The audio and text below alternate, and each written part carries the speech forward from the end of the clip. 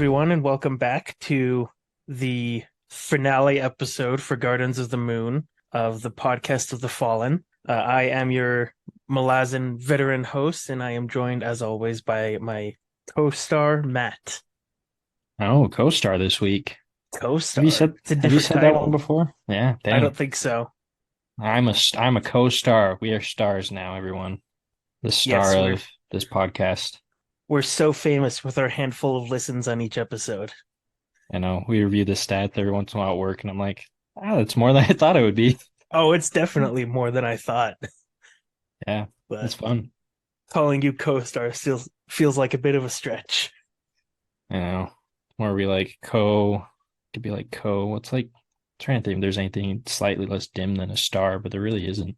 Well, I was more meaning that I'm the main character and you're the sidekick. I So mean, that works. That works. I'll be the sidekick. no one cares what I think. They're all here to see what you think about stuff. Yes, that's true. I hope they have a good laugh with some of my theories. They're like, oh, he has no idea. Well, we'll see if you have any theories about Jeez. the chapters this week. Total like just different one I thought it was gonna be. Oh yeah, I knew it would be. I don't even remember some of my theories. I probably should start writing them down because I'm like, I don't even remember what my theories were at this point.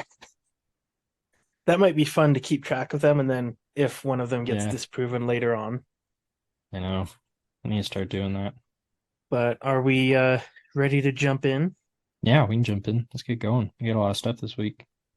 Yeah, so we are covering chapters 20 through 24 and the epilogue this week. So we'll jump right in with chapter 20.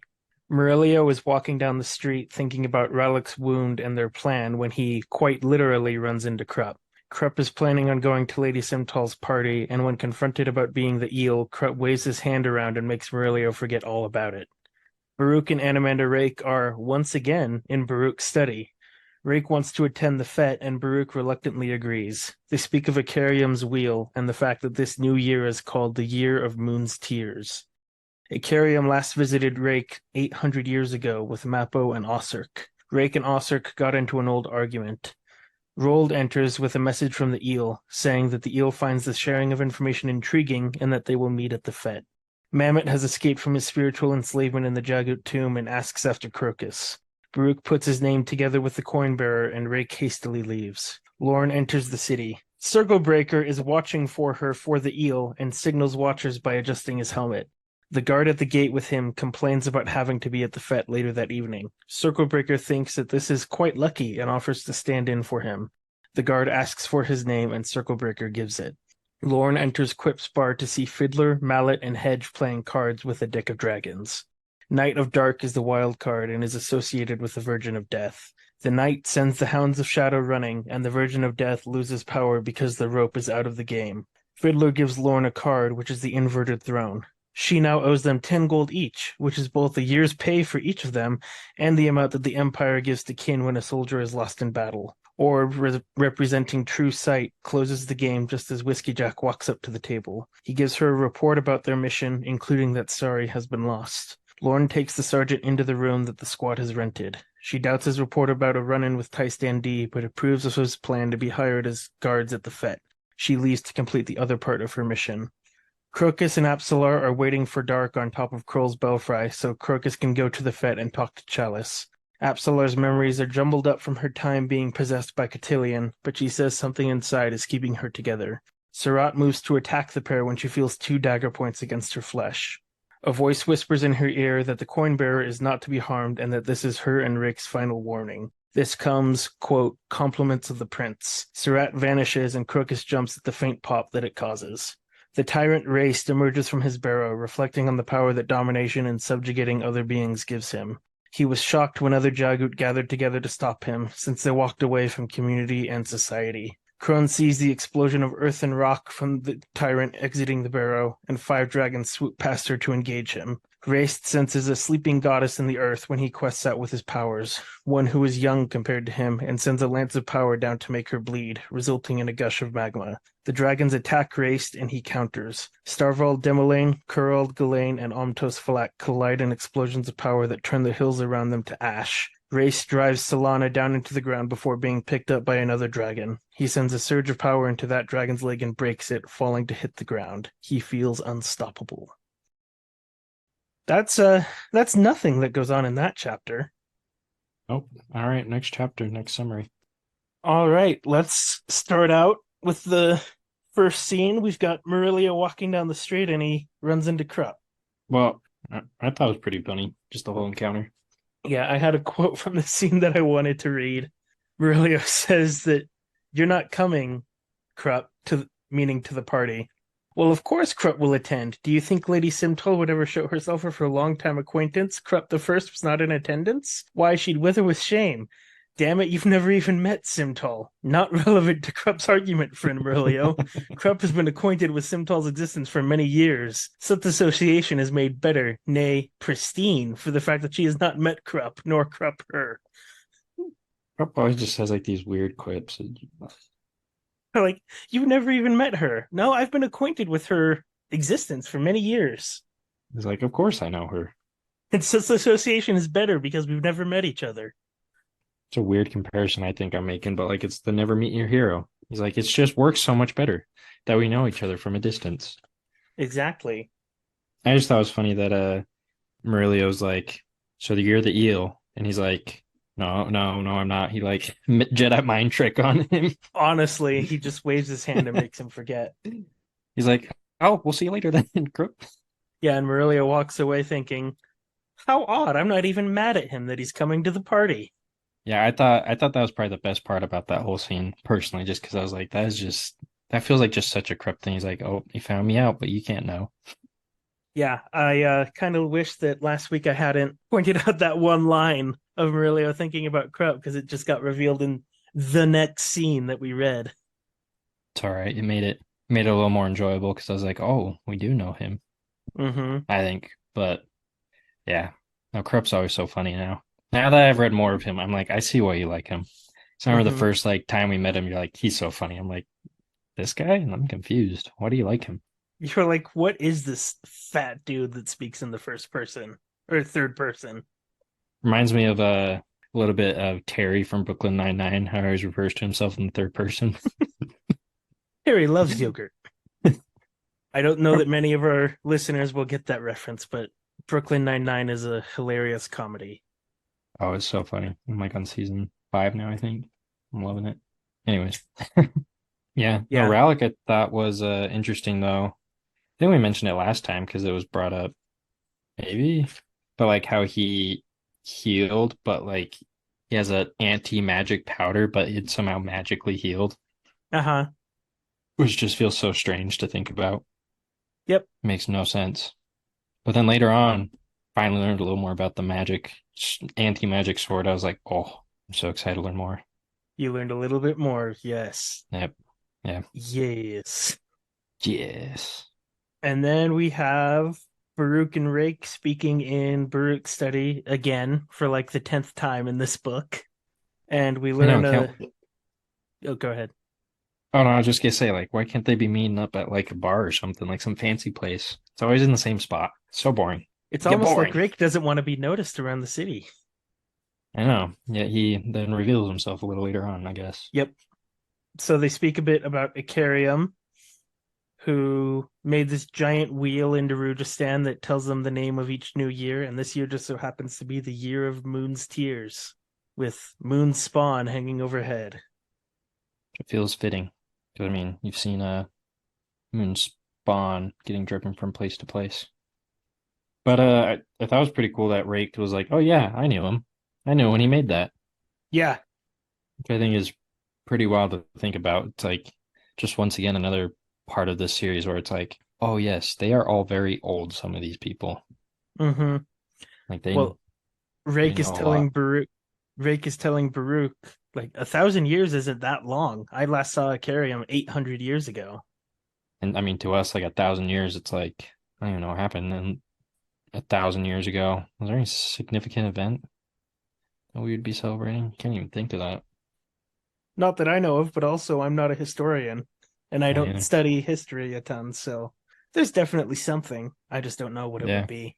Because yeah, I mean that's for us like 1,000 years ago. I mean, we're sitting here like we barely know anything that happened Mm-hmm. 1,000 years ago. You got this guy over here. Oh yeah, that's some 800 years ago. No big deal. Yep. It's wild.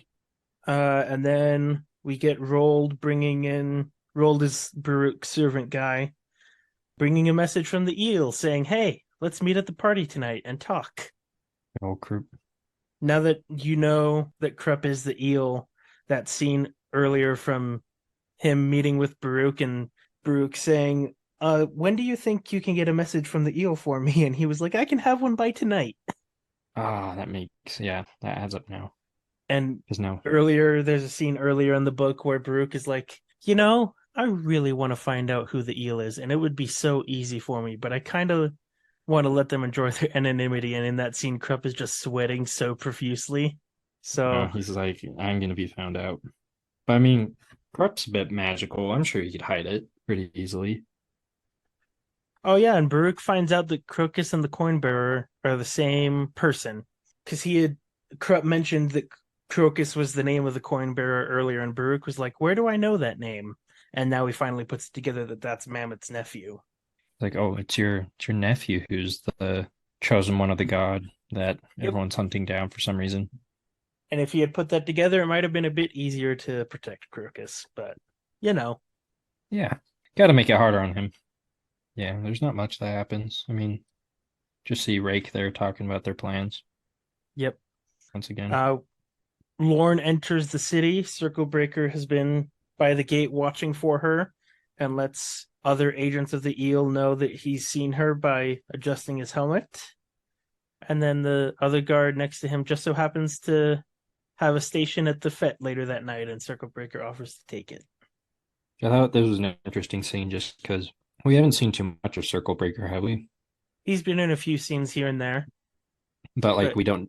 All we know is his name is Circle Breaker. and that's not even his real name. We don't ever find out Yeah. his real name because yeah, the guard Mhm. says, "Hey, I don't even know your name, and you're taking my shift. What is it?" And then Circle Breaker tells him, but we don't get to hear what the name is.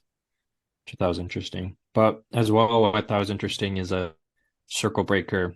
The meaning of it was like I think it's revealed a little later on, but it's like he's breaking the circle of the politicians, I guess. Mm-hmm. Like the Bringing up circle that, of tyranny. yeah. So that was kind of cool. That cool connection and meaning. Like it has like a meaning behind it. Yeah. That was pretty sweet. And when the guard starts talking about his shift at the party, Circle Breaker's like, "Man, what luck that I You should know, randomly get this chance to go to the party and watch for the eel." yep. Because he doesn't know who the eel is. Nope. He just works for him. Mm-hmm. And just Opon is still out there doing stuff. Opon's being Opon. Super annoying. And then we get Lorne walking in on Fiddler and Hedge and Mallet playing cards, and they're playing with an actual real deck of dragons and doing a bunch of stuff. What did you think of that scene? Oh, that was so funny.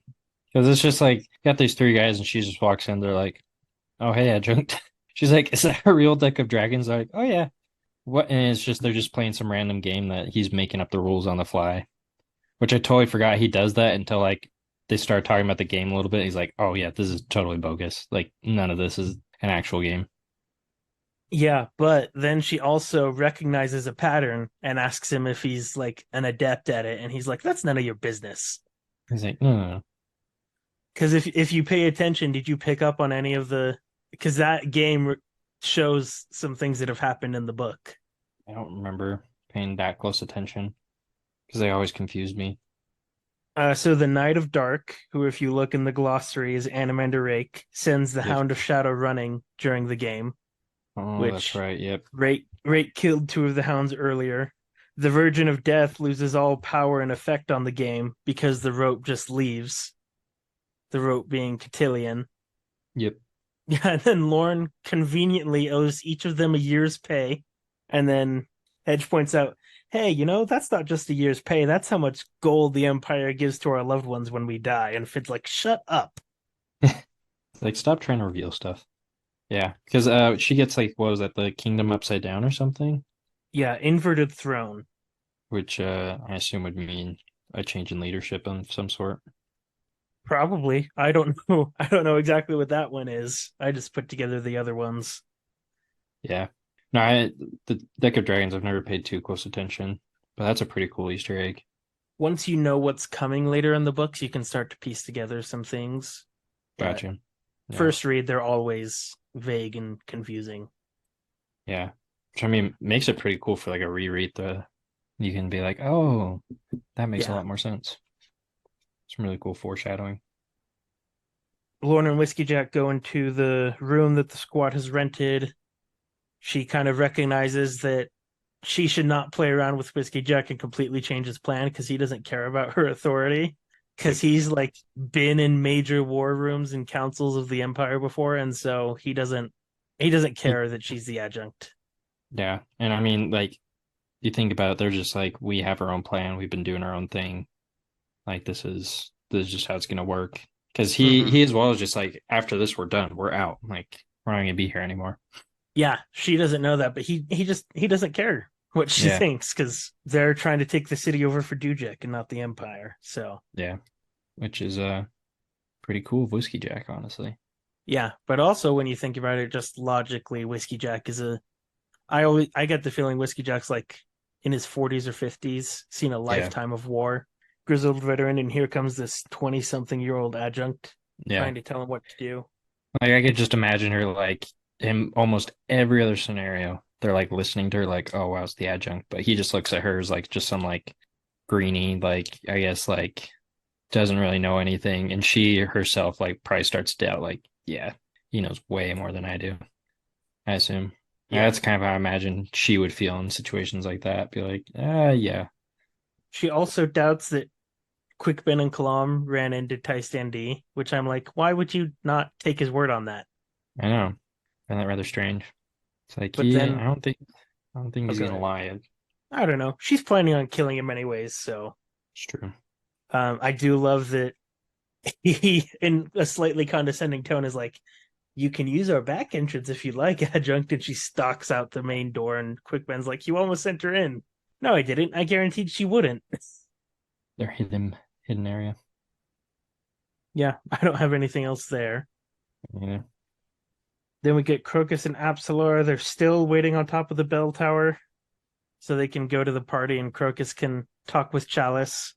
And Surat, the Taistandi assassin, was to attack them again and is stopped again by Yep. someone who I'm assuming you didn't figure out who this was until it was revealed later. Oh yeah. I was trying to figure out who it was at the time, but then I wasn't able to.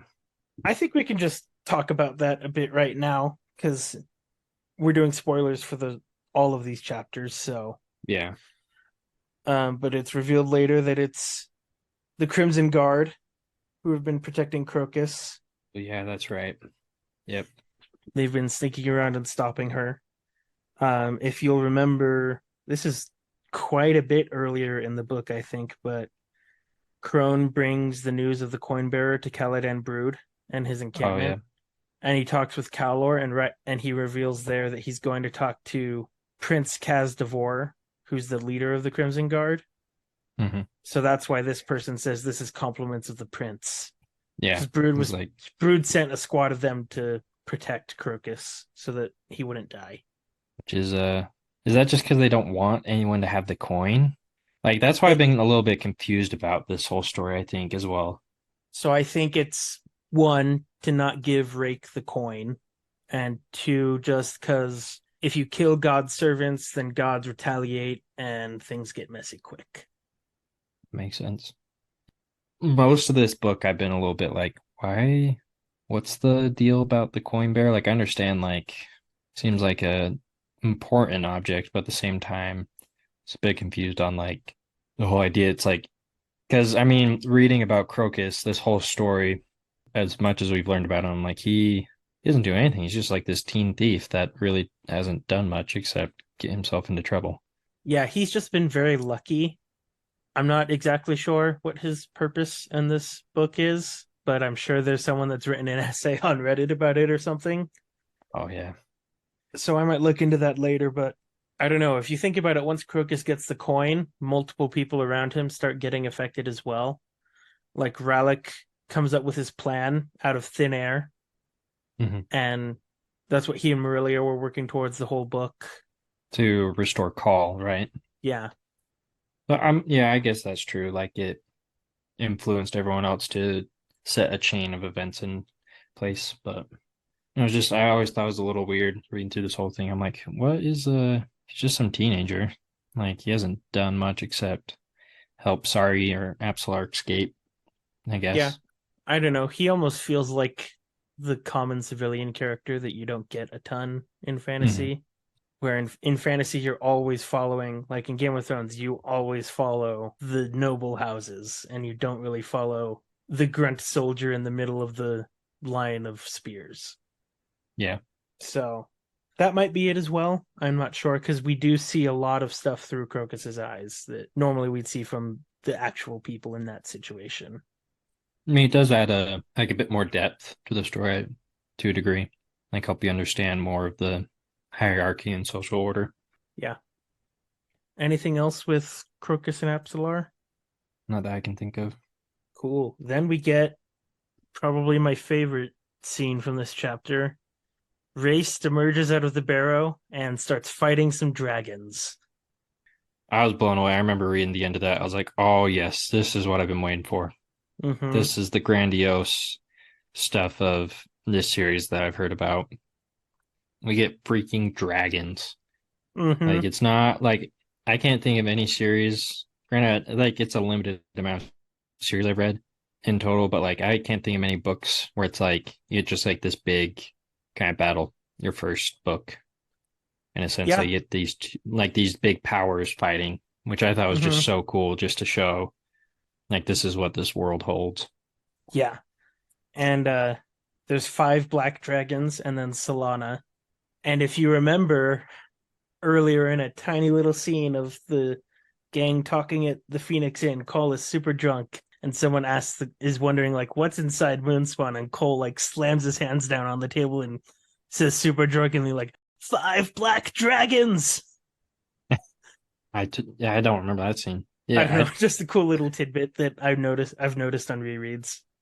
that's pretty cool though, because I mean once again that just shows like more of the like rereadability, I guess you could Mm-hmm. say, of the series. You just find all these Easter eggs. But no, I just this was so cool because like I didn't really think Moonspawn would hold dragons per se. Like I knew it held Yeah. some like powers and like the Great Ravens, Animated Rake. But I mean just like out of the gate, wrapping up this book, it's like, no, here's a bunch of dragons come to fight Uh-huh. this like ancient power. Like this is just so cool. And that's just it's kind of like it makes it feel somewhat ordinary for them. Like, yes, we have dragons. Like it's just part of the standard issue when we come up to against big things. Like it feels Yep. like I mean, it's cool to see because it shows like there's actual opposing power in this world compared to like a smaller, weaker army ganging up and like just barely by the skin of their teeth winning. It's an actual no. We got some dragons. They'll come in and fight this guy because we see a little Mm-hmm. later on. They're like, "What's the storm?" And Rake's like, "Don't worry about it. They got it." Yep. What did you think of, or maybe you didn't think about it, but Raced calls the red dragon Solana a laint, and the says she leads Soul Taken. Soul Taken. That I don't remember is that. in the glossary. If you go, I think you have the same version as me, so it's page 663. Soul Taken is an order of shape shifting. Oh, I didn't pick up on So, that. so what these dragons are Tyste D that can shapeshift into Shapeshift. dragons. Oh, that yeah, that makes more sense. That's pretty cool. Soul Taken. Okay, that explains it a little more. And we'll learn more about that later on. Don't worry. Oh, I'm sure. I'm excited to see more of that. Did you have any questions about like the stuff about Raced's past that he thinks about, the sleeping goddess that he senses, I mean, anything like that? the only thing about the sleeping goddess just makes me think of Burn, right? That is The who it is, goddess yeah. of the earth. Yeah. So I assume he knows her to a degree. Well, he says that she is young compared to him. Oh, weird. I forgot about that. Young Yeah, compared to so him. he says he considers killing her, but then says, "Nah, I'll just make you bleed." And then you get like a gush of lava from further away. It's hard to wrap my brain around now that I think about it. How he's older than her, I guess. I don't know. Feels weird because you assume the planet's older than him, but I mean, he is of an elder race, so they may have come from a different location, I guess then. Refo. Yeah. Because I mean, thinking about it, yes, new theory. Because I mean, we learned Goddess of Darkness from there, Warren came to the planet, right? So the It was goddess didn't, mentioned. but Like so the the Tistandi did. the Tystandi left their Warren of Darkness when their goddess birthed light, Yep. and like so they like turned away from her and left and came to the Malazan world. So then, yeah, I guess that would make sense then that the world is younger than some of these elder races and beings. It's kind of wild to think about. But I Yeah. mean, it was kind of just crazy seeing like the Warrens. Like it's a very interesting magic system that shows like it's just like this is my channel of power. I attack you. Uh I huh. guess I don't know. Like it just feels weird because I'm like, wait, so what'd you do there? Was this like a spell? It's just like he opened his warren and they opened their warren at the same time and a collision of power Yep. came. And I'm like, ah, I mean, I guess I'm just used to like Sanderson I was going to hard say magic. you've been reading Sanderson's scientific magic for months. I know. Feels weird to jump back into like a soft magic system. Yeah, which I am fully open to correction on this, but I think I've heard Erickson and Esselmont express in podcast interviews and things like that that they didn't want it to feel like a system Yeah. because like the magic is a system in Dungeons and Dragons, and they left that for something that was more open, and so they wanted it to feel more, I don't know, I guess natural Magic.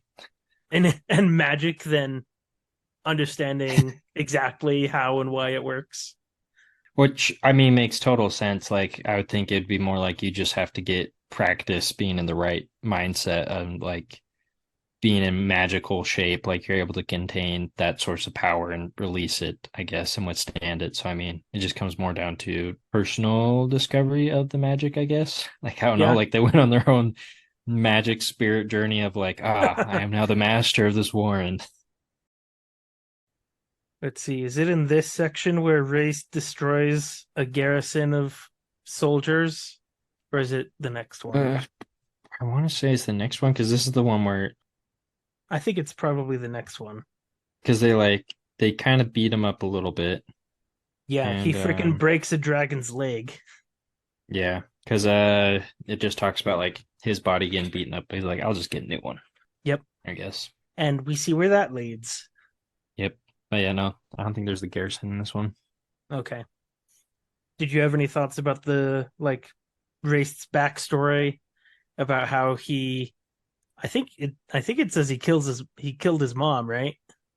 Did it? Or something like that, or like broke the bond with her because he was fascinated by like domination and subjugating other things from an early age, and I then he was like shocked because the Jagut walked away from all society and civilization and like lived by themselves or maybe with their own family, but then they all banded together to stop him. yeah, I don't. I'm to be honest, this part's a little vague in my memory just because I read it a little longer ago than the other parts. But yeah, I do remember that where the Jagu, like he is not similar to them, like he's kind of an outlier. I do remember that he was different and yeah, like you said, just was a bit more destructive. Yeah, he sounds like a great guy. I know, he just sounds like a real stand-up Jagu. That's the last scene of chapter 20, so we can move on. On to 2021. Chapter 21. Adric Lorne plants the finest in a garden. In the alley next to it, she is overcome by the insignificance of human life and realizes that her facade of the adjunct is failing. She hears thunder, yet the sky is clear. She leaves to kill the coin bearer. Krupp heads to the fete, thinking on the protections he has set around Crokus. Crokus and Absalor leave from their hiding place as well. Whiskey Jack's squad is assigned to stand at the garden entrances for the fete. Kalam and Peron also leave for the fete. On the way, Kalam tells the innkeeper of the Phoenix Inn to get a message of a contract to the Assassin's Guild. This way, Dujek has an easier city to occupy, but Lysine has to pay for it. Rake and Baruch also make their way to the fete. Rake is wearing a black dragon mask. Turban Orr and Lady Simtal don't recognize him or his name. Krupp talks with Baruch and Rake. Turban Orr has sent a rider to Pale announcing his support of the Empire. He recognizes Circlebreaker and moves to kill him, but Rallick intercepts him and challenges him to a duel. Turban Orr chooses Chalice's father, his greatest enemy, as his second. Simtal and Murillo go to the bedroom together. Rake offers his services as second to Rallick for the duel before Baruch can step forward. Whiskey Jack readies his squad to leave fast if things go south. Crokus makes his way through the party looking for Chalice. He finds himself next to Circlebreaker just as Krupp hands the man a message telling him that he is released from service and that an estate and title have been set up for him. Baruch referees the duel. Turban Orr attacks as soon as it begins, but is parried by Rallick, who uses his momentum to guide the councilman's sword past him and bury the knife in his left hand in the man's throat. Estrasian Dahl suspects an assassination, but says that he will turn a blind eye. Rallick bursts into Simtal's room to tell her that Turban Orr is dead and that Cole is still alive. Murillo leaves his dagger on the bed, knowing that Simtal will kill herself.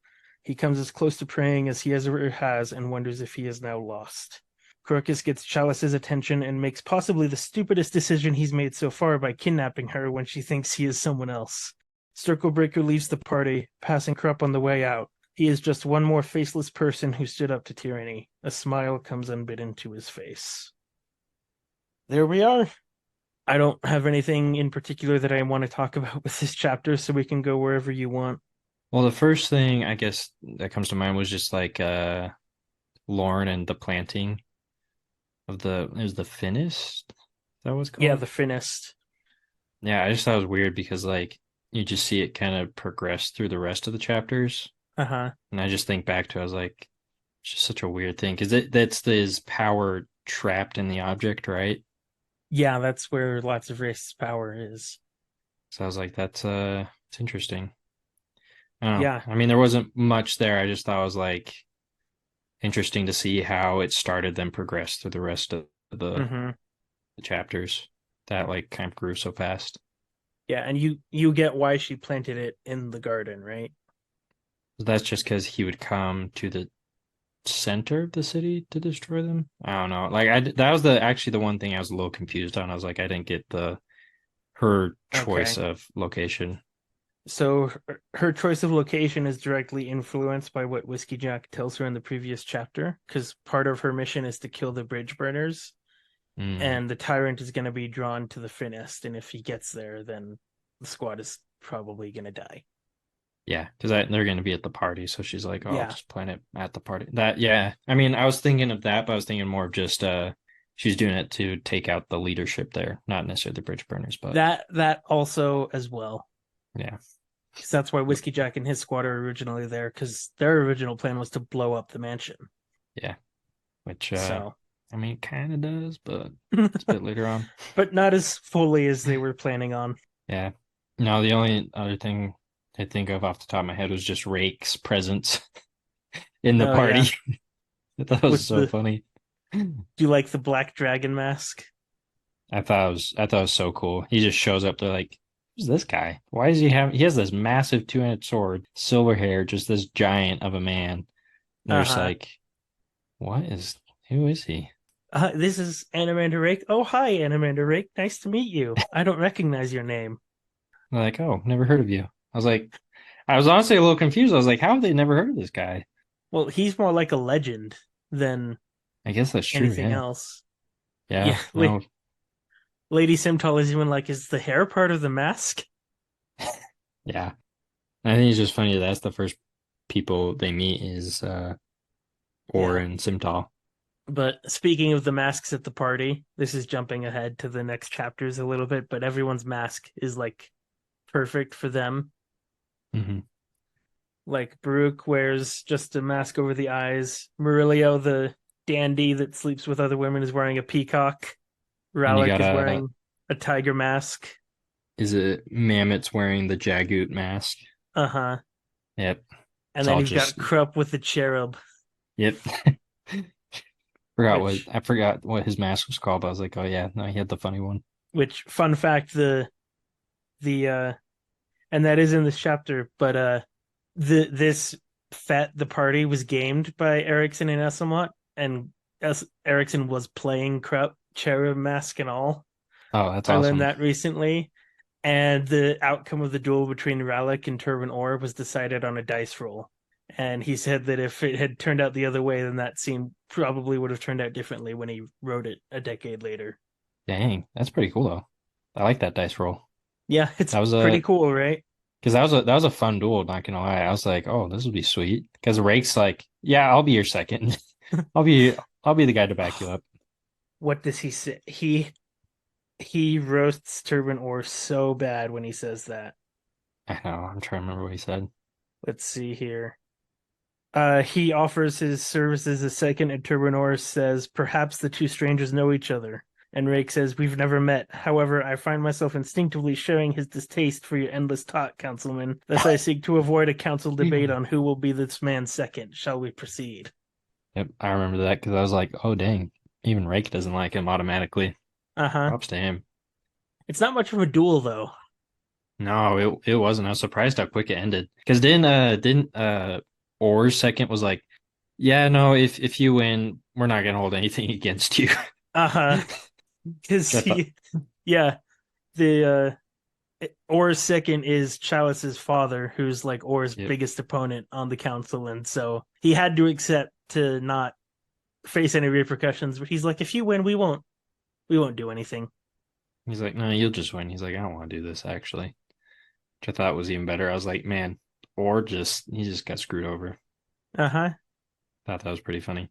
Because it was just so quick as well, just two quick knives. They're like, oh, this guy knows what's up. Yeah, he like parries and like guides Orr's blade along his side, and then his other hand just comes around and like stabs in the throat. Yeah. And then we see Murillo. What a bum. It's a dark scene what Yeah. Murillo does to Simtal. Oh yeah. No, it is. I mean, I thought this was like totally part of their plan. He's like, nah, I got an idea. He's like, I'll distract her. Well, that was their plan. Yeah. But I just think it's like it's very obvious that Murillo was like, nah, I know what I can do. Yep. Like as they're cooking up the plan, they're like, what should we do? And he's like, don't you I worry. got you. I got you. Yep. Yeah. And ugh, I mean, Simtal, I'll just say it, Simtal is a bitch, but it's still What an end. brutal I when know. he just takes out his dagger and throws it on the bed next to her, and he knows what she's gonna do. He's like, yep. He's like, well, you know what's gonna happen now. Which is Yeah, and then yeah, and Murillo doesn't feel great about it. He knows that, or he quote unquote knows that it was the right thing to do, mhm. but he's still like, what have I done? It was yeah, it was definitely a darker scene. I remember fishing, I was like, dang, that was rough. Not what you expected. No, not at all, actually. I thought you'd just see Simtal like just be out in the streets, I guess, like just kind of fall by the wayside, but no, Nope. not at all. Yep. But Turbinor was her last major backer.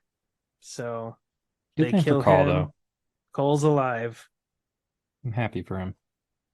What did you think about Turbinor finally recognizes Circle Breaker? And as the duel is about to start, Circle Breaker gets a message from the eel via Krupp that Yep. it's time to retire and you can go. Here's your severance package, estate and title, which is Yep. pretty cool. Which did you wonder at all? How does Krupp set up an estate and title? Yeah, I'm not gonna lie. I was wondering that. I was like, how, like, there's a lot more to him than meets the eye. Because how do you set up all that where it's like, because not only that, it's like the letter talks about, I don't know if it was in this bit as well, but it was like, go to this boat, show this sign. Everyone on the boat is from the eel. You'll be taken care of. Don't Mm-hmm. worry. So it's like they are like very well organized and connected, Mm-hmm. which doesn't, it never felt that way as much through the whole book until now, where I was like, oh, wow, this is a legitimate full blown operation. Yeah, well, we don't see. No one else but Krupp knows exactly Hmm. what's going on. Circle Breaker thinks he doesn't think he's the only spy because he like signals watches and things, but I Yeah. don't think he realized the full extent of. Mm. what the eel had going on. Yeah, I remember just reading a bit. I was like, dang, that feels a lot more extensive, which is pretty cool. But it makes me want to see more of the Eels organization, which Well, we might have to raffle that for you. yeah, I assume so, but I was like, this is pretty cool. But I thought I did pick up though on Turban or when he recognized the guard, I'm like, oh, we know that guard then. And then it mentioned Circle Breaker a little later on. I was like, oh, Yeah. that all adds up more now. Yeah, I think the ending scene of the chapter is Circle Breaker's second to last scene in the entire book. But I just wanted to read what he thinks as he walks out. I've done my part, just another nameless stranger who couldn't run from the face of tyranny. I feel like that's kind of just supposed to be his role. We're not supposed to know his name. We're just supposed to know that he was a good guy that did good. Yeah, he did his job. And not all heroes need their names out there. Not all heroes wear capes. No capes. No capes. No, because then, I mean, I think this is spoiling till the end, but like the last scene you see him is he's just on the boat, like leaving. Yeah, I want to And leave to talk about that till the end. yeah, no, it was interesting to see how he was placed in there. Skipping backwards a bit. Sorry, we're not going in our normal chronological order, listeners. But what did you think of Kalam's plan to still offer the contract to the Assassins Guild, have them complete it, and then because Lysine was an assassin and respects the code, she would still be forced to pay up? I thought it was pretty funny. So I was like, wait a second, isn't everything just going to collapse tonight? And they're still like, we still need to meet with the Assassins Guild and do our last thing. Well, they still want the mages taken out so Dujek can have an easier city to take To over. rule, yeah. And like Kalam says, if we do this, Lysine respects the code because she was an assassin, and then she has to pay for it. And she's paying Dujek the Renegade. Yep. So, Which I mean is all super smart, honestly. I was like, if that plays out right, then that's well done by them, actually. I was like, that was a smart play. But I mean, because we finally beat Vorkad, which I thought was cool. yeah, I think that's chapter 23. What Nope, was it? 22. I think the only thing left to talk about in this scene, the major thing that happens is Crokus kidnaps Chalice. I remember reading that. I was like, Crocus, you are not making me want to root in any which way for you. You're just like setting yourself up for failure, dude. It's so dumb. So dumb. I was like, because I mean, even he was like, wait, now what do I do? What do I do now? I was like, you didn't think that through? You kidnap someone and you're like, oh, wait, I don't know what I'm doing. Wait, what am I? How's this supposed to work out? Yeah, I don't know. He just wants to have one more conversation with her to see where he stands, and she thinks he's another dude. And ugh. It's so cringy. But we'll get to the rest of that next chapter, unfortunately. I don't know, we still have to suffer through another scene of that. That's it for chapter 21, right? I think so. Chapter 22. Race has driven two of the dragons from the battle and laid waste to the countryside. Suddenly, he is drawn into Krup's dream, where he is attacked by Tool. Kroll appears and attempts to negotiate, saying that mortals are the masters now, and the gods their slaves. Race collapses, finding a new body to inhabit instead. Kalam and Piran sneak into the garden at the fete. They come upon Apsalar, who doesn't recognize them at first, but then remembers that she killed Piran and thinks Kalam is an old friend. Whiskey Jack sends Mallet to look at her. Ralek runs into a perturbed Krupp as he leaves the party, and then Vorkan, who orders him to follow her. Chalice once again dashes Crokus's dreams to pieces. She says she's never seen a real thief before Crokus. When he gets angry, she says that if watching a man die is real, she doesn't want to face reality. Mallet finds another presence inside of Sari that's been filtering her memories to keep her from going insane. Piran advises Mallet to help it, and he agrees. Two figures enter the clearing they're in. Crokus watches Vorkan accept a contract from Kalam to kill the city's mages in exchange for money and the title of High Fist. After the meeting, Ralek tells Crokus to go tell Baruch about it. Rake unsheaths Dragnapur to clear the streets so that he can get to a vantage point at Kroll's belfry. At the party, a stream of power hits Mammoth. He sends a wave of energy through the crowd, incinerating everything in its path. Quick Ben saves Derridon's life, and a stream of power hits Piran's sword, making him vanish. Whiskey Jack's leg buckles when he's hit by falling stone, and he passes out. Haran sees Tool fighting the Finnest, striving to delay it so that the Azath can gain enough strength to take it. Haran is hit by its magic and almost enslaved, but the Blood of Hounds comes to his rescue and he attacks it ferociously. Quick Ben sends 7 warrants at the Jagut-possessed mammoth, but it's not enough. Suddenly he sees Hedge about to shoot something at the man, an explosive. He once again tackles Derridon to the ground, and when they stand up, there's nothing but a crater where Mammoth was standing. Something man-shaped emerges from it, but roots from the Azath snake out to envelop it, ending the threat. Fiddler and Hedge leave to blow up the intersections, and Kalam realizes that they'll ignite the gas under the city. I think it's safe to say that this is the most action-packed chapter of the book, at least up until this point. Oh yeah, Probably of the definitely entire is. book. There's so many cool things that happen. So many cool things, probably so many confusing things for you. Oh yeah, definitely. I was so confused. I'm not gonna lie. There were some bits I was like, what just happened? I have no idea what just happened there. Yep. Like I would pause and reread, which I mean, probably should do more often, but like this is the first book I've actually gone back and reread like whole pages where I'm just like, what? What happened? What just happened there? Because there's just so much going on. Nope. I've been 'Cause, I there with mean, this book I guess before. what was the first start? The starting point of the chapter, Rake is still battling the dragons. 2 of them, he's hurt badly enough that they've left the battle, and he's pulled into Krup's dream. That was, I mean, I thought that was so wild because I was like, hold on. Krupp just like keeps coming out with surprises. He's like a true magician. He just keeps popping out of nowhere with new things. Well, if you remember at the end of the last But chapter, as Circlebreaker leaves the party, he passes Krupp, who's sleeping in a chair. yep. So this is what he was doing. I remember seeing him asleep because when I saw that, I was like, oh, that all connects. But I just thought it was pretty wild because he shows up with Tool as well. Uh-huh. And then what I thought was pretty cool is Raced was like, I've been in dreams before. This is nothing. And then Tool just starts beating him up. Yep. He's like, we have a Talana mask that is unbound. He has no clan or something. Mm-hmm. Which Kroll appears as well. oh yeah, and he appears because he's like, you're an elderling god. He's like, you got because Kroll had a plan of taking him out of the dream to a Chaos Warren. They're gonna go be there together. Like he's Mm-hmm. gonna go trap him somewhere. But that didn't happen. And Kroll says that, no, Race, you don't understand how things work now. Mortals are the masters now, and the gods are the slaves.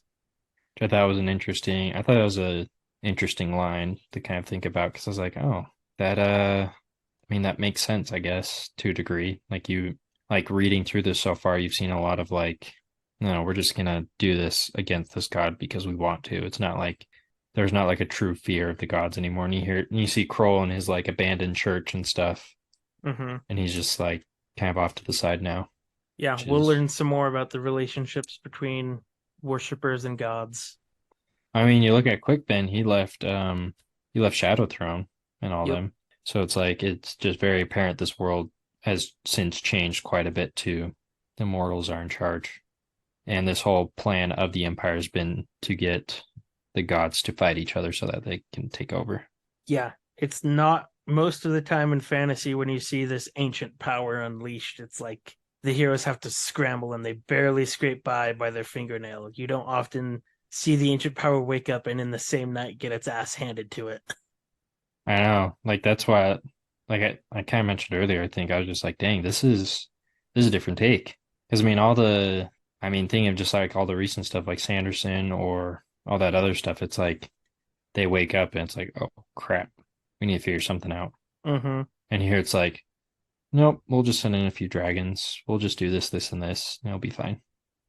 Or you've got this guy has a power that we don't even know what it does or where it came from. And in this series, you've got Animator Rake who's like, I know exactly who that is, and I know we can stop him. He's like, done it before. He's like, I met him a while ago, a couple thousand years. You know, I'm so confident I'm gonna go to a party while my servants are fighting him. Yep. Because I mean, you think like the whole build up in the story, like the back of my mind was thinking, I was like, oh, he's gonna duke it out with this race dude. But Yep. no, it's like because that's what everyone's like thinking about leading up towards, and it's like, nope. He just sends in a few dragons. Krupp shows up with Talanamas. Kroll shows up, and it's just like they just start beating him up, Yep. which is crazy to think about when he literally made lava come out of the earth. Shows how powerful they are.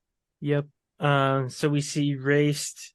Race says, screw that, Krull. I'm gonna go find a new body. Wow. And collapses. And then I love that so many times in this book we switch from epic battle sequence to small character driven scene. I know. It's like POV changes within a paragraph. Yep. It's And happened then so many times. that will happen less and less where POV changes like mid scene without telling you or without a break. Oh, okay. It's kind of unique to Guardians of the Moon, at least as far as I can think of. Gotcha. And I guess we can link that to later when Mallet is looking at her and finds this other presence inside her that's been keeping her sane. Yeah, because I think the most interesting thing I thought was just like, oh, it was curious to me that she sees Kalam. She's like, oh, you're an old friend. She's like, oh, I killed you. Like that's Yeah. what she thinks.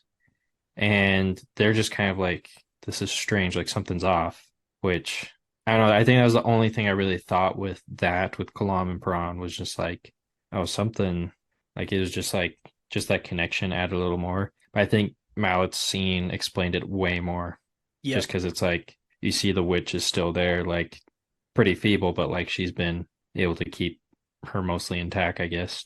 Yep. She's been, I think Mallet says something like she's been acting like an alchemist's filter Hmm.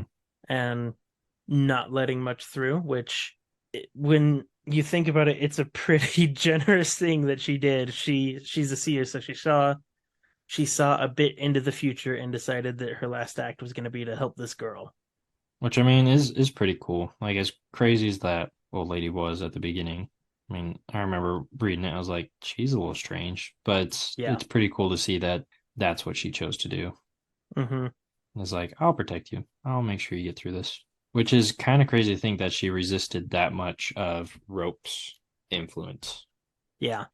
Which, I mean, we even saw a bit of Rope like, what's going on? This is weird. Mm-hmm. Rallick runs into Krupp, who's very troubled because of what just happened with Race. We see that a bit Mm, later. yeah. And then Vorkin and Rallick go to meet with Kalam in the clearing, and we see it from Crokus's point of view after Chalice has dashed his dreams once again. So dumb. Crocus is a dummy. Yeah, Chalice is like, so this guy's house is super rich. He's training to be a master duelist, and they've got a ton of influence. What does your uncle have that I should wait for you? I mean, at this moment in time, he's part of the Tort Cabal or whatever, right? Crokus? No, his uncle. Oh, his uncle. But she Yeah. doesn't know that. No, I guess that's true. But I mean, that's what he can bring to the table at this moment in time. Yeah, but also Crocus kidnapped her No, and broke I into know. her room Twice. twice. Yeah. No, that was super strange because he just stands there. He's like, wait, it's like he's expecting some fairy tale, I guess, that Uh-huh. doesn't exist. Well, I think his and Chalice's storyline is meant to flip the fairy tale on its head. Yeah. Which I thought was pretty funny. It's like, no, this is actually how it would happen. Like, if you think about it, Crocus and Chalice, the beginning of it is kind of like Aladdin, where Oh this thief yeah. meets this super pretty princess and is like obsessed with her immediately and wants to do everything he can to get in her circles and be with her. But at the same time, didn't Aladdin he like helped her at least a little bit? Like he didn't necessarily rob her. I don't think he robbed her, no, but that I've never thought of it that way before, so I just threw that out there. But It's definitely not a perfect analogy. it isn't. But I mean that is kind of an interesting thought to bring up of like that kind of like very much fairy tale like reach of reality of like why would I because then as well he mentions like you've never seen a dead man or like where I've been. She's like, well, I don't want that. Yeah, like you've never experienced reality. You've never seen someone die or get robbed. And she's like, I saw a man die tonight and it was horrible. So no, thank you. And she's like, I don't want that. She's like, I want that to be Which my life. I'm kind of with her on that one. I know. I was like, Crocus, come on. You gotta come up with something better than like, well, you just don't know reality. It's like, well, you live a crappy reality then, bud. I don't want your reality. I don't think based on Piran and Cole's talk about nobility. I don't think she's exactly living the best life ever either, probably. Mm. No, I mean when you got like a faux political environment, I guess, yeah. But it's better Yep. than Crocus's. And then we kind of talked about this a bit already, but Kalam offers work in the contract to kill all of the Cabal members, and she accepts Yep. for I think it's like 900,000 Jakartas, Oh, and Jakartas are like the currency. gold coin of Darujistan. So Yeah, it was wild. He's like, what was like 100,000 each or something per member. yeah, she the Empire offers you 100,000 Jakartas each. They're gonna give me 900,000 if that's the price. Yeah, Just like I don't know how much that really costs, but like I just know that's a lot. yeah, it's a lot. It's an arbitrarily high number. Yeah. Which I mean, she just gets started right instantly. She's like, all right, I'll go get working. Yeah, and we find out Vorkin is a high mage. She's like, I don't trust any of my normal assassins to do it. Only a high mage can do it, so I'll do it. She's like, this is a job for me. She's like, I'll actually do this. Yep. Oh, this is where we also find out more about Relic's anti-magic stuff because he stops the house from growing when he sits on it. Oh yeah, yeah. I remember that because I was like, it's like just that whole thing with the house thing. I was like, this is just a weird. I mean, it explains it a little more later on, but like that we'll see more of it in the future. Like I guess it'll be a relevant thing. But Mm-hmm. no, it comes from the seven cities, Tatteral, Yep. is what I mentioned. And that's on the Malazan continent? No, so Or is it The Malazan capital is on Kwantali, which is the same Mentali? continent as the as chapter 1 was with the slaughter. Hmm. Seven Cities is a separate continent that is Oh, northwest okay. of Kwantali. So it's a lot farther away. Yeah, I can show you a world map because that won't spoil anything, but I'll show you a world map after we're finished recording. You can get kind of an idea of Where that is. where things are. Yeah. No, I mean, to me, for some strange reason, this magic dust and metal, I think, is just so stinking cool. Just because it's like the exact opposite of every other thing you see. Like I was thinking of other magical metals, and it's like you got whatever the metal is from Game of Thrones that's more just like it's just more highly durable, I guess. Oh, From my Valyrian just steel. knowledge, Valerian steel. You got mithril from Yep. Lord of the Rings. And you got like vibranium from Marvel. It's like they all have like these unique special properties that are like basically just magic stuff. And then you Just got this, stronger metal. yeah, like magic enhancing of the metal, making it stronger, sharper, everything. This one's just like, nope, it just does, it's an anti magic metal, which somehow has magical properties. Yep. Let's see. Relic tells Crokus to go tell Baruch about the contract, maybe give him a bit of a heads up. And then Yep. we get Rake being like, stopping the carriage. I need a vantage point. Krill's Beaufort, you're not going on foot, are you? Yeah, I am. How are you going to clear the streets? I'm going to take out my sword.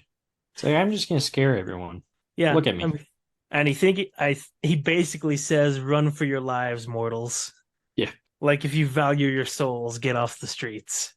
I know. And Brooke's just sitting in the carriage like, oh dear, this just It happened. works. Yeah, no, it works quite well. But it's just funny to see Brooke's reaction as well, where he's just like, oh, great. And then we get to the party fiasco. This one gets So nuts. so we get Mammoth. A stream of power hits him, which is raced and like taking over his body, and he just sends a wave of magic through the crowd, incinerating people and masonry and shrubs, and like Everything. halves of people are incinerated, but not the full body, and so some people are just like half of them is bleeding out on the pavement. Yeah. There's a pretty I like I'm trying to think of the right word to describe it, but kind of just a messed up, depressing scene Yeah. in a sense, like just destroying all these party goers. Mm-hmm. But I mean, it's pretty cool then we get to see Quick Ben flex more of his awesomeness. Yep. Quick Ben tackles because earlier in the party, which I don't think we mentioned, a witch named Derridin Yep. comes up to Baruch and Rake and talks with him a bit. So Quick Ben saves her life. Piran vanishes after a stream of power hits his sword, which I'm going to be fully honest, I don't know why that makes him vanish to where he goes, but I that know happens. it was so strange. I was like, all right, I know his sword's weird, but like, why did he just disappear like that? It was so Yep. strange. Whiskey Jack's leg buckles and breaks from falling Yeah, bricks, and he passes out. or Whiskey Jack. And then we see where Piran goes. Tool is fighting the Finnest, which has taken like a humanoid shape, Mm-hmm. and Yep. Piran almost gets enslaved by it as well. But the blood of hounds courses Saves through him. him and comes to his rescue. Yeah, which I thought was pretty cool. I was like, oh, he has like this strange connection to them right now. Yep. But I mean, going back a little bit, you see Quick Ben unleashes. Is that right after this one, actually? Yeah, after that first Okay. scene, then it cuts to Piran, and then Piran Yeah. reappears, and Quickben is like, "What the hell happened to him?" And then Yeah. unleashes his power. Because I mean, whole prawn seems pretty cool. Because I was like, now I want to see more of what happens there. Yep. But no, I mean, just jump into Quick Ben. That was so cool. Opens up 7 warrants and just like douses him with power. That was so Yeah. cool. And it's not enough. Oh yeah, Like not it's enough. But yeah. but we hear a little later on, they're like, someone brings it up, and he's like, he opened 7 warrants. Yeah, Durden brings it up to Baruch and he's like, "That's impossible." I know. I was like, dang, Quick Ben, come on. Why don't we get no more about you yet? I gotta be honest, I think it's a little bit cringe when he like spreads his arms and says like "awaken the seven within me." I'm like, that's Yeah. a little melodramatic. Oh, I mean, you just saw half the party get blown up by race, so Yeah, I that's guess it's fair. fitting. I guess it's the one time you can be like, all right. I guess we can let that happen. And then Hedge is like 12 feet away from Mammoth, and I imagine him with this like stupid grin on his face about to shoot an explosive, and Quickman has to Yep. tackle Darrodin again. I know, because he looks over and he's like, oh great, what's gonna happen? Because he has it's like the weird Morant like anti-magic Yeah, explosive. Like it's more powerful the more power there is there, I guess. yeah, like Warrens draw the power in. So, Which was pretty cool. I thought that was a fun explosive. yep. And I love the aftermath. Hedge, half his cap is blown off, Flashbird's covering his face, and he's like, "You all right?" He's like, Um, oh yeah. You idiot. How many times have I? He's dead, ain't he? Just a smoldering hole in the ground. That's the best way to deal with mages. I know. But even that wasn't enough because like a man shape like starts emerging from it, and then roots from the Azath House snake out and grab it. From the house that was growing, right? Yeah, Okay. That's so it like the finished grew and then imprisoned him. yeah. So that's what Piran did. Is the Finnest was trying to attack the Azath House so it couldn't imprison it, but Piran delayed it long enough so the house could grow. You mean Relic? No, Piran. Like what? That's where Piran went when his sword was hit. Is he Oh, okay. Piran's like hound blood coursing through him and attacking the Finnest delayed it long enough so that the Azath could grow long enough to be able to imprison the Finnest, which is what Race didn't want. Yeah, that's where I think I got confused. Because I was like, the Zath came up a few times. I was like, what?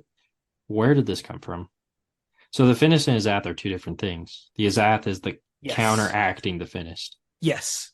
The Okay. Azath is growing to counteract And did the and imprison the Finnest. who did the Azath? Did someone plant that or did it just appear? No one planted it. Lorne planted the Finnest. Okay, that's what I But remember. then when Mammoth is taken by the roots close around the remains of Race, and he says something in Jagoot, and he says the word Azath, and then no, you've taken my Finnest, but leave me, please. And Quickben says Azath here, and Derridin says none. I would swear it said that they arise where unchained power threatens life. So it does very much come out of nowhere in this first book. It makes total sense once you've read the series. Yeah, I assume so because I remember I was like, wait, where did this like I remember him getting in prison. It was called an Azath, but I was like, this felt like it kind of came out of nowhere a little bit, and so glad to know that it did. It did come out of nowhere. So there are some people that complain that the first time you read Guardians of the Moon, it feels kind of like a Deus Ex Machina, which I totally understand why. But Hmm. considering that the world was already built and they already had all the history and lore built out, Yeah, like I think I heard Erickson say, "Well, yeah, based on what we've built, of course it was going to end this way. Like there wasn't another way that I was going to do it." yeah. So No, I think by the end of reading this book, I was like. Yeah, I could see where people get a little lost because I definitely felt a little lost in some spots. But I was like, this is where rereading it again after reading the other books, you're like, oh, this makes so much more Yep. sense. So, do But you still have any questions about the Azath or anything like that? none right now. I mean, we just see a little more later on, but we'll talk about that then. Oh, and then the scene ends. Fiddler and Hedge leave to blow up the intersections, and Kalam sees the crater with a pipe with nothing coming out of it. And he has this oh shit moment where he realizes, don't blow up the intersections or you're going to blow up the entire city. Yep. In reading that, I thought, didn't we talk about that at one point? I was laughing inside when you were talking, like, probably not a good idea to have a bunch of magic battles in a city that's on top of gas. And I was like, little do you know, it's the Malazans that are doing that. Because I mean, the thought crossed my mind. I was like, wait, I swear we talked about that. Like, Yep. it's a bad idea. Glad they figured that out. Because he's like the gray faces. Because I mean, it mentioned in one of the chapters like the gray faces. I was like, oh, that's gonna pop back up again. So Mm-hmm. he's like, oh, the gray faces. That's where all the valves are. He's like, oh no, we're all gonna die. Yep. So he runs after them. I mean, I can't think of anything else for this bit unless there's more. I don't think so. We can move on. Chapter 23. Piran is walking through the garden when he's attacked by a hound. Cotillion heals him, saying that Rude was premature and that it feels some sort of kinship with him. Piran realizes his luck has turned and gives his sword to Cotillion. He heads off to find Lorne. Crokus heads to Baruch's on the empty streets, struggling to push away the images of Mammoth's death. He sees Moonspawn hanging very low over the city. Lorne tails Crokus and releases a Ghislaine demon into the streets. Derridon appears at Baruch's and they feel two of their cabal die by Vorkid's hand. Kroll appears next to Rake and they speak, Rake promising not to harm the other's temple. He veers into a massive black dragon and prepares to confront the Ghislaine Lord. Kalam runs into the sappers who have already abandoned their mission and are fleeing from the demon. Lorne moves to attack Crokus but is stopped by a member of the Crimson Guard named Blues, who is her better in swordplay. Another member, Fingers, escorts him to Baruch's estate. Lorne runs away and is killed in an alley by Mies and Arilta. Piran finds her right before she dies and he sheathes her sword in his scabbard. Opan appears and he tells them that he gave their sword to Shadow. With Lorne's armor removed, she is light in his arms. Rake dives towards the demon in the city below. Just gets better and better. Yeah, let's see. We can talk about kind of all of Piran's stuff first. He steps into a shadow and a hound attacks him. Yep. Cotillion is basically like bad dog and heals him. Wow. So I was like, wait a second. Why? I was a little confused on why he attacked him because I was like, didn't he just save some hounds or something? They don't know that though. Like Oh, they I still guess that's think the true. hounds are dead, but it does feel some sort of kinship with him because he had the blood Mhm. of the hound running through his veins that saved him from the Finnist earlier. But he realizes his luck is turning and is like, "Here you go, Cotillion. Here's a gift." Yep. He's like, take this sword. He's like, all right, I'll take it. Yep. But you remember Rake's thing from earlier: give it to your worst enemy. Exactly. So I'm curious to see how that plays out. So then Perron leaves off to find Lorne. So he's searching for Lorne, who's searching for Crokus. I don't know. What did you think of all of that? Tailing each other, Lorne releasing the demon. Demon. That's the Lord one. That's like the Yeah, game. the Okay. Ghislaine Lord with the massive axe that's like 12 feet tall, I think it says. Mm-hmm. Because then who does she fight? That's where I thought she fought him for a minute for some reason. But No, she so fights a Kaladin Brood. she fights a member of the Crimson Guard Oh, the Crimson Guard. named Blues. Yeah. Okay. Yeah. No, I thought it was pretty wild that she's like, I need to get this coin bearer and literally just chucks this demon person. Yeah, so she thinks that it's been Rake fighting the tyrant. Mm, So the plan all along was Tayshran has this demon imprisoned, and so that demon's job was to take out Race or Rake, whoever's left, yeah. in exchange for freedom. But nope, we see that change. That changes very quickly. But Lauren, she's gone. She's a goner. She bites it. Yeah. I'm not gonna lie, I was pretty surprised actually. Yeah. I was just gonna ask, how surprised were you? Because it was like, and she's dead. I was like, oh, that's it, folks. She didn't last the whole book. Yep. She gone. Yep. I was Which shocked my first time through. I thought she was gonna be like a main character. I know. Which I mean, part of me is not like that sad about it. It was just more like, oh, that happened. So I mean, I'm just like now curious to see where the rest of this everything progresses. If like you have this fairly central character to this plot, just like Hmm. she's gone now. So yeah, I'm curious to see what happens there. But I mean, Prawn coming in to and then gets her sword. I was like, all right, Hmm. I feel like that's good for him to grab that sword. Yeah, and I love that Blues lets her run away. Like she starts running away and he lets her go. And Mm, so she's not killed in some like epic duel. yeah, She's killed in an alley by the two serving girls from the Phoenix Inn. it's a pretty uneventful death, I guess. Yeah, I think she even does she say something like as she's dying to Piran about it? I think so. She was just kind of like, and this is how I go, I guess. Uh-huh. But she thought he was coming here to help her because she says something like, if only you would come here sooner. Yeah, even though he was very much coming to He do was the opposite. going to kill her, yeah. And I Because really oh, go ahead. oh no, I was just gonna say because the like before that it says Prawn turned to leave. This is Mallet and Prawn. He's like, Captain, what? Don't treat her kindly, sir. It's like, I mean, that was the plan, very much so. I do love the line that he picks her up, and I think this is both literal and metaphorical, but the captain drew a deep breath. He turned once again to Lorne. Her armor removed, she proved light in his arms. I don't know. I like that line. I don't know exactly what it's supposed to mean, but I like it. Yeah, no, I thought it was good. I mean, kind of like a nice send off, I guess, in a way. Mm-hmm. Just like this is how she ends. But I mean, thinking a little deeper about it, like she had some intense claw training, right? Yeah. And so to get killed by a Crimson Guard shows that they got some skill over there as well. And he uses two swords, which, from what I understand about swordplay, two swords is completely impractical, but I love it Mhm. anytime it shows up in fantasy. Oh, I know. Like I guess thinking to Star Wars as an example, I see the dual lightsabers and I'm always like, that like you see like General Grievous or something, he has like four lightsabers, you're like, that just feels so just impractical, not how that works. But I mean it's always so cool to see the dual swords. I love it so much. What did you think of Rake and Kroll's conversation on the tower? I thought it was like there wasn't much to it, I guess, but I It just thought wasn't it super was long. it was just interesting that he mentioned he's like, don't worry, I won't break your tower or something. He Yeah. wasn't there to be destructive, I guess. Like Rake was there just to clean up messes. Like he Uh-huh. wasn't trying to destroy anything. And but yeah, I don't know. Because I mean, I thought this was an interesting line as well, where he's like, there's no place in the world for an eldering god. Yeah. But Kroll mentions that his temple is newly sanctified with blood, which is the very beginning of the book when Crokus sees that guy die on the tower. yep, So he says he's manifest on this tower and in a lone mortal's dreams. which is I don't know, I want to learn more about this cruel just because he's a dying god, I guess. I don't know. Kind of, yeah.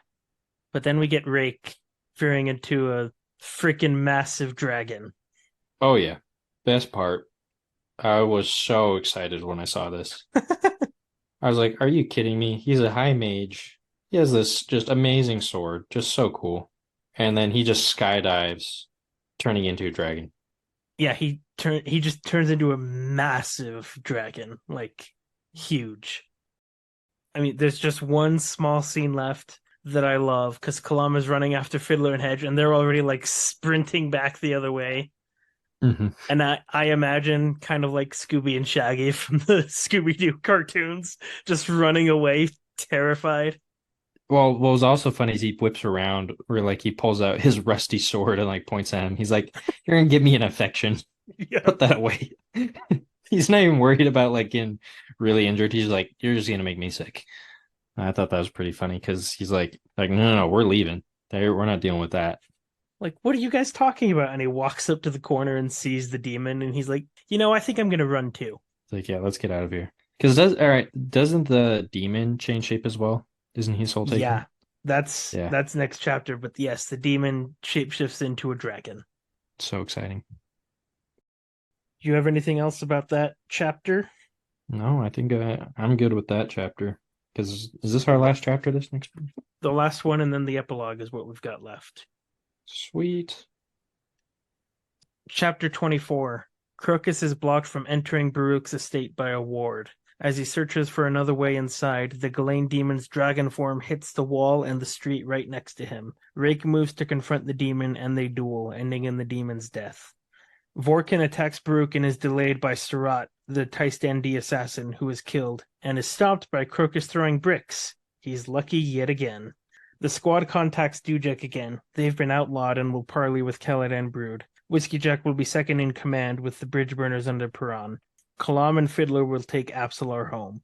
Relic takes Vorkin into the Azath House to escape her pursuers. Corlat ends the hunt and will not call Rake to destroy the house.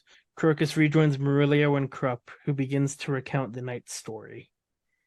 It's quite a short chapter to end it off, but we've got Rake dueling the demon first up.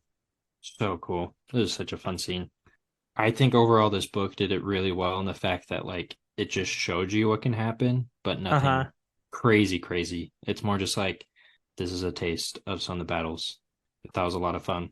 Because this one you just see them kind of duke it out, but then he just whips out his sword and finishes it with that. So he has another dragon in his sword. Yeah, he does. Which yeah. It's crazy. I mean, I just think like you got this super powerful demon, and it's like he just keeps getting locked up. So I kind of feel bad for him, but hey, what's Rick gonna do? You have to imprison it, I guess. Yeah, it's just an epic battle, and you see like Rake's sword emanating darkness, and there's like flashes of light coming off the axe every time the demon swings it. He like shoves the sword through the back, and then turns the sword around and pins it down onto the street so it can't escape. And then you just hear like the kind of like the sound of the chains, I guess. Yeah. And like pulls it in. Because yeah, it was interesting because I remember like they changed back into the regular forms and he's like, why are you fighting me? He's like, the Empress is fine if like you leave. He's like, just leave or something. And Rake's like, nope. Rake pulls out his sword and is like, let's fight. He's like, yeah, no. But what I thought was funny is Crokus is still standing there. This is what I thought was one of the best parts about the scene. He's like, wait, you were at the party. And he's like, get out of here. What are you doing? Well, he recognizes him as the coin bearer and is like, Caladan Brood has convinced me to save your life or like spare your life for now, but leave. I thought I don't think I'd be able to leave if I saw that going down. I know. Like you'd be kind of just frozen to the spot of like, what's happening? Uh-huh. Yeah, and then we've got Vorkin attacking Baruch. Surat, the assassin that's been trying to get at Crokus the whole book, gets a knife in her shoulder, but she is ultimately taken out by Crokus throwing some bricks. I'm not gonna lie. I was a little peeved with this scene. I was like, come on. I just feel bad for Surat. She's just trying to do her one job, gets stopped every time, shows up to save Baruch, and gets killed. Uh-huh.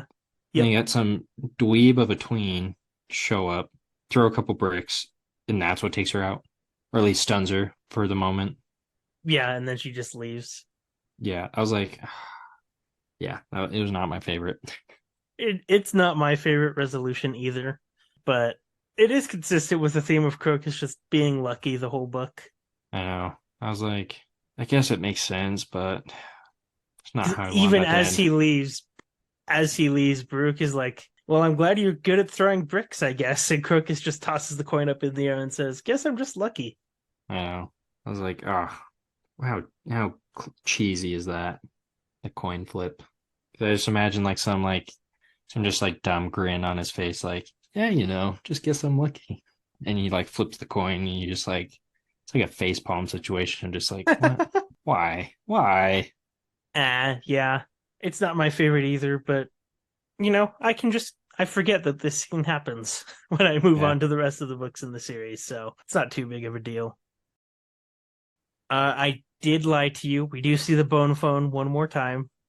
I remember seeing that. I was like, wait, I thought we weren't seeing this anymore. But we do. I forgot about this scene. One last time we get to use the bone phone.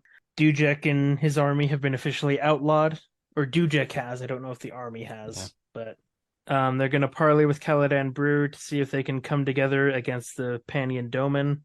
Whiskey Yep. Jack is going to be Dujek's second in command, and all of the bridge burners are placed under Perron. I feel like he's finally slightly earned his captaincy.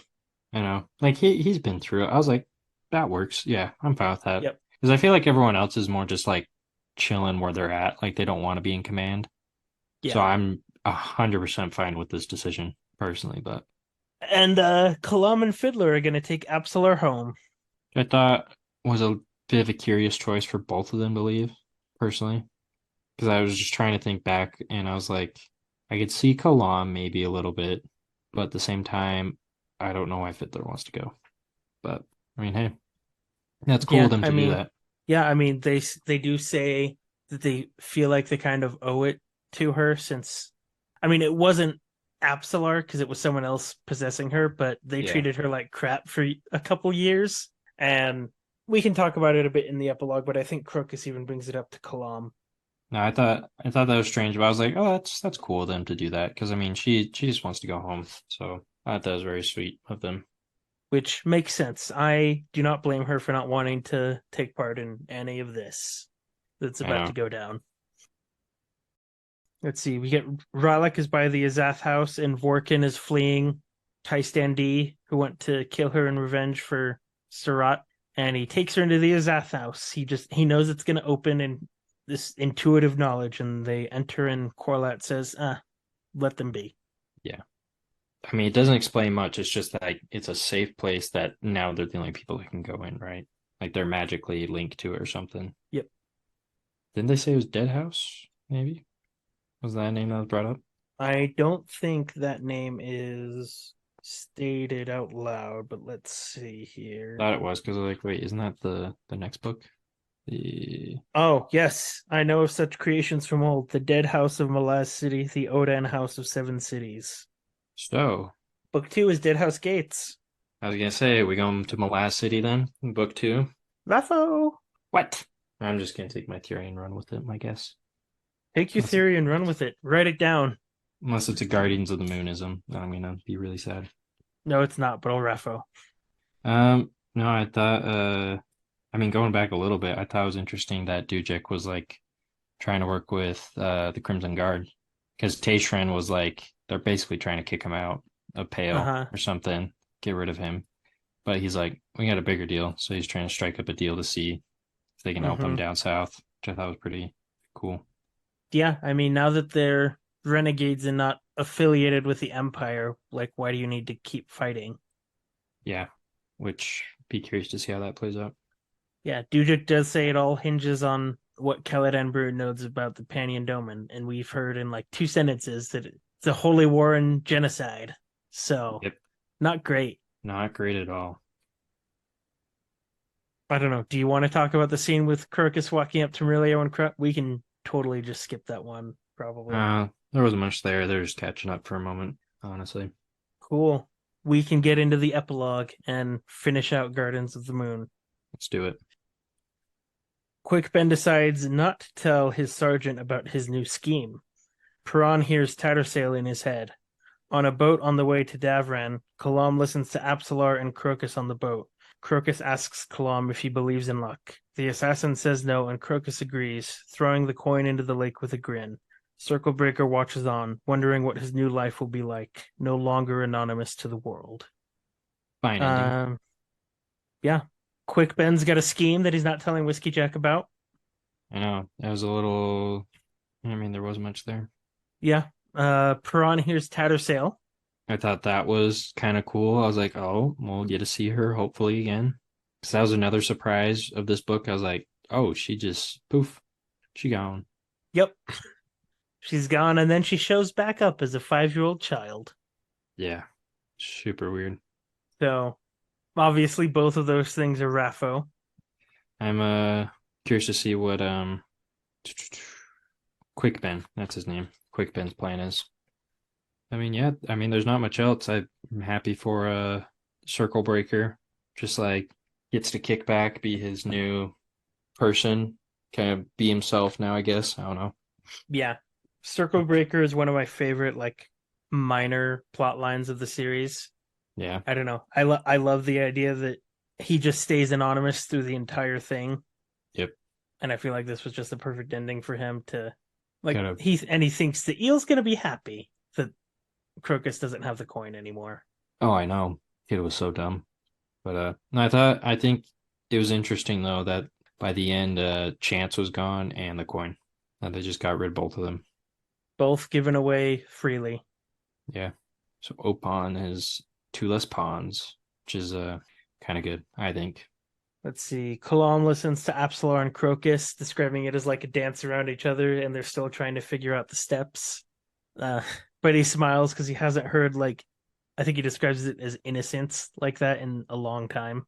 I know. I think that was the one scene I remember like him just I think describing Apsalar kind of with that sense of innocence, which I thought was pretty cool. I think it was Yeah, just funny to see Kalam as well in that light. To see him after being an ex-Claw hardened soldier, basically, to be like, ah, it's a nice change of pace to see this. yeah. Two teenagers crushing on each other, not neither one like Yeah. saying it out loud. But I mean, then you see as well, like, oh, I'm totally blanking on his name for some reason. Crocus. He's like thinking back, like, I'll miss Drugistan, like just some of the people there Uh-huh. as he goes off to explore the new cities and stuff of the Malaz Empire. I mean, his last family member is gone, so there's nothing Mm-hmm. really to keep him there anymore. So, Yeah, should be good for him, I guess. I don't know. But yeah, no, yeah. I thought it was good ending, good wrap up to the book. Yeah, did you want to give any of your thoughts or like rate the book or anything? We can do that if you want. If not, we don't have to. I mean, we can just take a couple minutes. I know we ran pretty long with this one, but um, Yeah. I mean, overall, first introduction to the series, I can definitely see where the flaws are now after getting to the end. I mean, it leaves a lot of open things where you're just like, oh, I wonder where that leads to or what that is or how this works, all those random things. But I'm excited to see where the series goes in terms of progression of writing as well and quality there. But I think overall, I was like a solid 7 out of 10. I think for me, like it was a lot of fun to read. Like the pace, like some of the weird quirks about it was like the POV changes between paragraphs. That always Yeah. kind of threw me off for a moment. I was like, wasn't I just reading this person? Now I'm this person. Yep. But no, that was really good. I thought it was a lot of fun. A lot of good like introductory stuff as kind of hectic as it feels. I can definitely see why people get confused and are like, I don't know about that. So I definitely feel like if the rest of the series is written this way, then I would be like, yeah. But knowing that like this was written so much before the other ones, I have good hopes that the rest of it would be really good. Yeah, it is really good. 7 out of 10 is exactly, I think, how I feel about the book these days. It was interesting reading it week by week because I think I might have mentioned this on the podcast before, but the last time I read Gardens of the Moon, I read it in 2 days over Christmas break. So separating it out, I can see like some of the pacing things that people talk about where you jump all over the place between chapters and sub books and stuff like that. But Yeah. I No, don't know. I definitely agree because thinking back, I mean, it's taken us a month and a half, 2 months to read this, and just thinking about it, it's like, yeah, the pacing. I mean, I enjoyed it for the most part, like it was quicker, but I think that's just because I came off of reading a 450,000 word monstrosity of a book Mm-hmm. where it's like a lot slower paced. It's just like, so reading this was like a cool change of pace. But no, I do agree. Like you read it slowly. Like there's been so many times where I get to the end, I'm like, I really hope I remember enough of these details and these thoughts. Like even writing them down, I would still look back and be like, I that feels a little fuzzy. Yeah. Just because it's like just scattered enough that's hard to keep it organized when we come to talk about it. So I'm curious to see how that kind of what that kind of feels like with the other books down the road. Yeah, for sure. Now, I don't want to hype you up too much or affect your expectations, but Gardens of the Moon is 7 out of 10, and it is my least favorite of the series. So, Yeah, I don't know. yeah, That we'll gives me some we'll good get hopes. into it. I won't give you my thoughts on Deadhouse Gates yet because Yeah, we still need to read that. But I thought, have you looked in the Deadhouse Gates book at all yet? I don't even think I've opened it. I bought it. It's been on my shelf. Okay. I think it might be fun if you like just looked at the stuff in the front right now and we can just record that. Oh, like the initial reaction. Yeah, just to what you see in the front of the book. One sec. Let me go grab it. It's just on the shelf. I notice it's quite a bit bigger than book three, Yep. You mean, but oh yeah. I just want to see size. Yeah, it's like double the width of Burns of the Moon. Yeah. Praise for Dead House Gates. Oh, geez. Yeah, there's only 4 books. We were talking about that the other day. We still need to figure out how much we're gonna need. Whoa, Yeah. that's a different map. Yep. That's way cool. There's a forest. Those are seas. Oh, a lot of islands. Dang. 100 leagues is the scale. Yep. Is that a kraken in the water? What is that? It's like a whale. Giant catfish whale. Okay, this is really cool. Yep. Let's see. Oh, geez, a whole nother map. Yeah, Is and this like if you turn the page again, oh, that's like a blown up bit of yeah. Coltane's March, the first half, Chain of Dogs. Oh, Chain of Dogs, the second half. Oh, nice. Oh, that's so cool. This is gonna be interesting. That's a cool ship. There's some nice artwork on this. Yeah. Honestly, I'm gonna be looking at these maps quite a bit. But whoa. I if you're looking at the character list, this is the main thing that I wanted you to see. Oh yeah, I'm looking through it. I'm like, on the Path of the Hand, the Malazans. If you look in the Malazans, there's a few names you'll recognize. I know I only recognize, let's see, there's Fiddler, Crocus, Absalom, and Kalam. The Ninth Squad Bridge Burners. Wait, is that the same? Yeah, that's Whiskey Jack Squad from So that's still the Guardians of same. the Moon. Yeah. Because I knew that's like a whole new cast, and I didn't. Okay, so that's the 4 that we get still. All right, nice. The Wiccans, some Morlocks, the Red Blades, Nobles on the Chains of Dogs, Followers of the Apocalypse, and some others. Oh, it's more Hounds of Shadow. That'll be fun. Oh, some Talon and Moss. Yep.